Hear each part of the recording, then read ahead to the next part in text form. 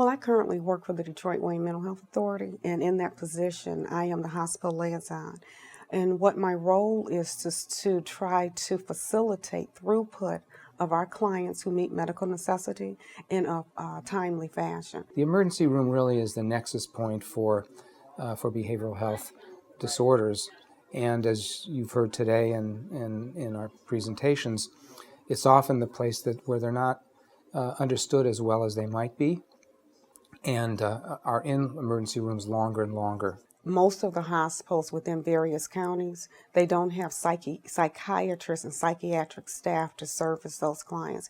And so that transition is delayed because of that lack of knowledge. We know increasingly people who do go on to commit suicide have had some contact with the ED, not so long before they actually end up committing suicide. So it's very important for emergency departments to be able to detect and understand who might be at higher risk.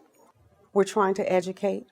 I go to the EDs often to try to educate the various levels of staffing, be it the physicians, be it the nurses, be it the social workers, or whomever that caregiver is for the patient at that time. If possible, to actually have a behavioral health clinician in the emergency room or easily available to consult with them, I think that would be a very helpful for emergency departments to have that expertise available to them. I think this particular program and this training, because it's almost like a training that we're receiving today, I think this is very important because we can take from various agencies throughout the country and see how we can add that to our systems and engage with them in our systems, because you don't want to reinvent the wheel. You want to make what is effective right now effective for everyone, and that's what we're trying to do.